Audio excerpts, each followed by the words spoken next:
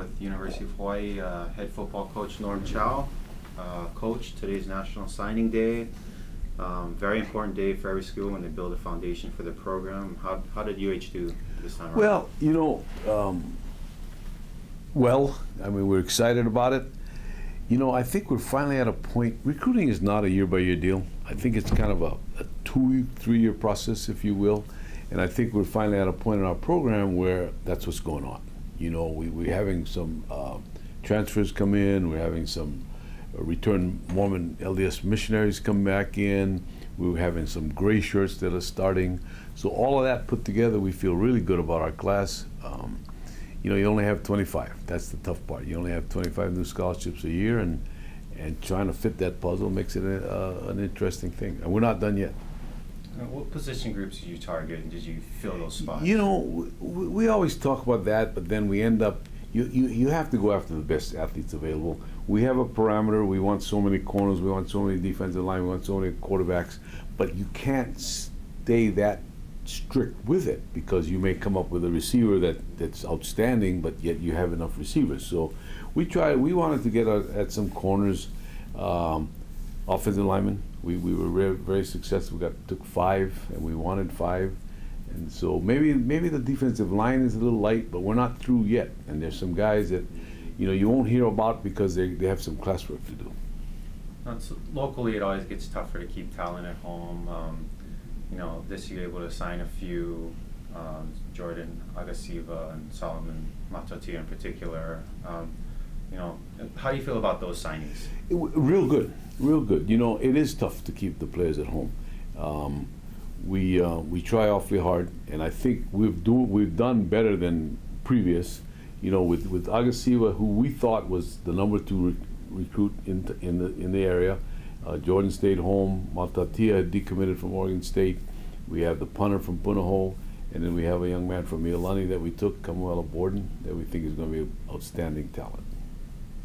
And you're able to get some junior college kids as well for your transfers.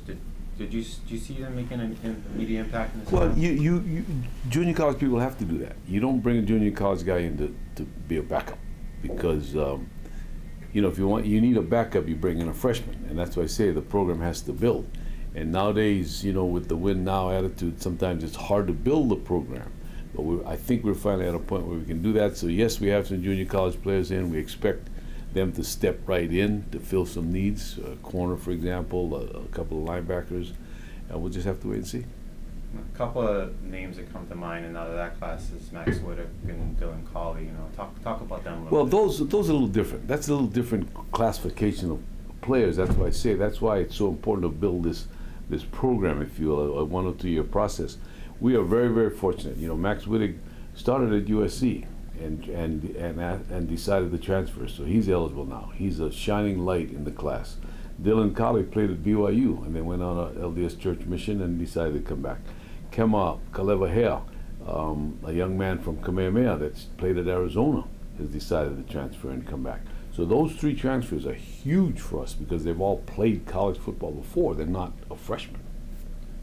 Now, you having lost your defensive coordinator, secondary coach during the recruiting process, was it difficult to recruit, not knowing the scheme? Not really, because we're not going to change dramatically, and everybody thinks it's a big deal. Most staffs operate that way, but what people don't understand is you're allowed to elevate someone else. So we still had a full staff of recruiters, graduate assistants that passed the test. So we still had a full staff of recruiters. The scheme is the scheme. That's not going to change much. There may be a little variation. So no, it doesn't hurt you because you still have a full complement of coaches. It just happens. That's part of the profession.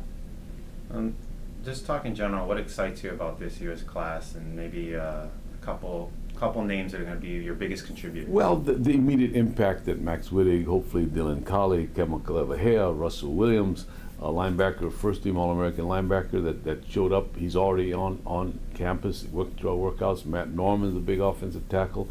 Those guys really, we need to get them to play now.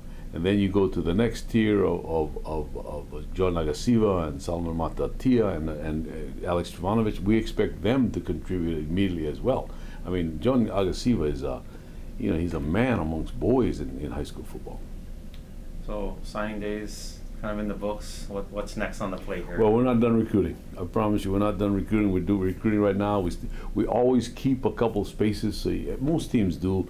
We'll announce, I don't know, 15, 18 guys. So we still have some scholarships available. We actually had gray shirted a couple guys. We feel good about them. Dayton Ferruta, Manley Williams, DJ Riggins. You know, when we say gray shirt, that simply means that we signed them last fall, but we didn't ask them to show up till this January. And it's a great, DJ Riggins is a great example. We signed him. He was, I think, a 175-pound running back out of Oaks Christian in Thousand Oaks. He shows up in January. He's 192, and he's a man now. So that's almost like a red shirt year for us. All right, Coach. Thanks. All Good right. luck this year. Thank you very much. All right.